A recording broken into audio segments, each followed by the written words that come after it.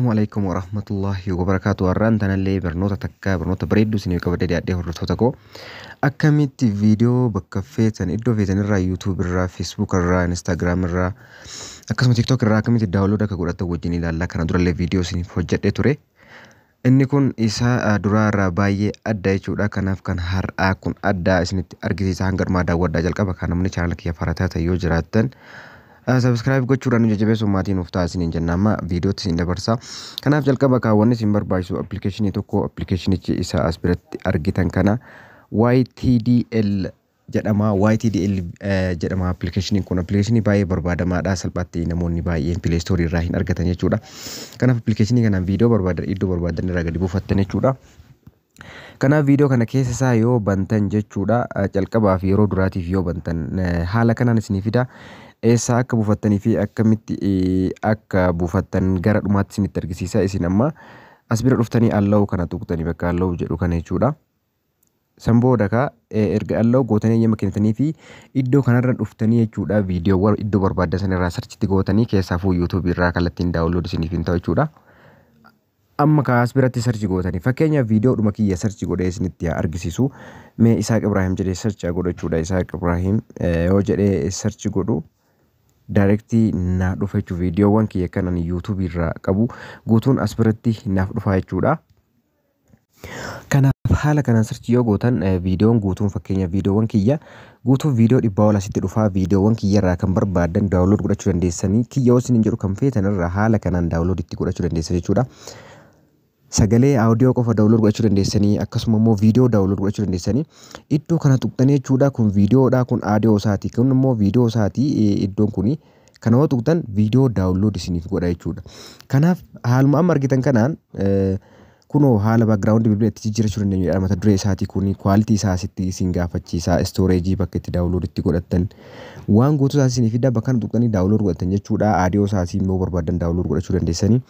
Haala kanaan viidiyoo audio remove irraa gochuu dandeessanii waan baay'ee of keessaa qaba. Achi booda iddoo kana dhuftaniiti daawunlood gootanii jechuudha. Bakka dhuftanii daawunlood godhattanii akkasuma viidiyoo biraallee yoo barbaadan gadi dabartanii jechuudha. Kana duubatti deebistanii viidiyoo kana yoo barbaadan fakkeenyaaf viidiyoo itti aanu kana yoo barbaadan iddoo kana dhuftanii idduma kana bakkuma kunoo mallattoo icon viidiyoo jiru kun jechuudha. Isimsan kilik gootanii viidiyoo kamuu yoo tuqxan jechuudha daawunlood isiniif godha. Inni turuu speedis qaba jechuudha. Kallattii biraatiin karaa viidmeetiitiin baay'ee nama rakkisa. Haala kanaan daawunlood godhachuu dandeessan jechuudha. Ammas dabalataan kan TikTokii yoo barbaadan haala ittiin daawunlood godhatan isinitti argisiisa. Fakkeenyaaf amma TikTokii irraa viidiyoon hedduun namaaf hin bu'u. TikTokii irraa buufachuu yoo barbaadan calistanii TikTokii keessanii seentanii erga seentan booda viidiyoo asitti isinii dhufu kanneen as biratti haala kanaan isinii dhufa.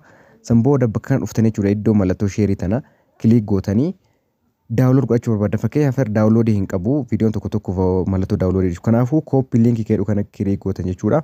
Kooppii godhataniiti as keessaa baatan. As keessaa baatanii appilikeeshinii san bira dhaqxanii appilikeeshinii ishee duraa isinitti himee YTD jedhamtana ishee bantan jechuudha. Ni bantanii erga bantan haala kanaan dhuftanii bakka URL jedhu kana kilik gootaniiti isa kooppii godhatan san asitti paste gootu jechuudha. Amma paste gootanii search jettaniini directii viidiyoo sana isinii fida jechuudha. Kanaaf viidiyoon sun kunoo iddoo kana naa dhufee jira amma jechuudha. Kunoo isa asitti paste godhe sun haala kanaan naa dhufa. Viidiyicha iddoo kana tuqeeti viidiyoo san gadi buufadha jechuudha. Kunoo diteelii isaa guutuu asitti fida. By the way waan hunda ibsa isa kana jechuudha. Daawunlood godhattan barbaadan bakka kana tuqxaniiti. Bakka daawunlood jedhu kana tuqxan kunoo gubbaa kanarratti daawunlood naaf gochuu eegalee jira jechuudha. Kunoo kan TikTokii sana asitti daawunlood naaf gochaa jira. Ani ammaaf hin barbaanne isinitti argisiisuudhaaf malee. Kanaafuu cancel haa godhu. Haala kanaan buufattan. Amma Facebook irraa immoo akkamitti akka buufattan isinitti argisiisu.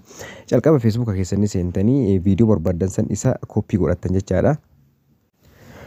Amma Facebook keessan haala kana erga argitanii erga bantan jechuudha. Viidiyoowwan direct akkanatti argachuu dandeessan kan argattan san kallattii asirratti argattanii daawunlood godhachuu dandeessanii. Garuu immoo viidiyoo akka tasaa kan hin arganne yoo ta'e iddoo viidiyoo jedhu keessa seentanii jechuudha. Asiinii bakka kana yoo tuqxan jechuudha viidiyoowwan isiniif baasa jechuudha. Viidiyoon Facebook guutuun isaa baay'inaan asitti dhufa. Asirra daawunlood godhattanii fakkeenyaaf amma isa kana daawunlood gochuu barbaadan jechaadha. Share godha useetuma share jedhaanii share godhu achi booda haala kana mallattoo kanaa fida. Copy link kan jedhu kana qofa tuqaa barbaade jechuudha video kana copy jedheeniiti iddoo YTD kana dhaqaa jechuudha. YTD application kana bira dhaqeeti asumatti ammallee search godha jechuudha. Iddoo search barii kana irratti isa sana quba kootiin gadi qabee jechuudha. Search jedhaanii naaf dhufa jechuudha videoon suni.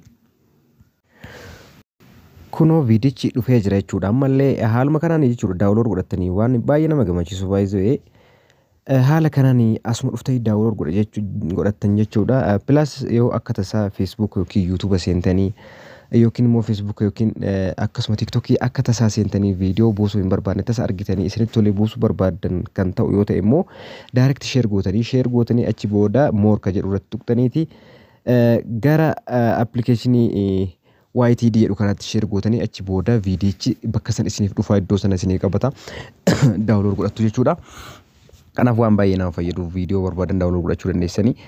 Applicationii kana immoo kan argattan Telegram channel kiyyarraa jechuudha. Jalqaba Telegram keessan bantaniiti. Channel kiyya search gootan jechuudha kan Telegram. Akkasumas description box keessa isiniif kaa'a achirraa search godhachuu dandeessanii. Iddoo search barii kana dhuftan jechuudha.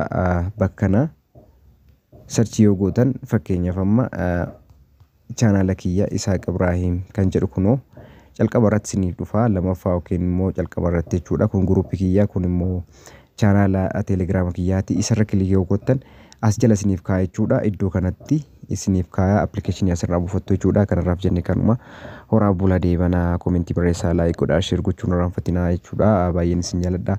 Galatoomaa horaa bulaa deebanaa.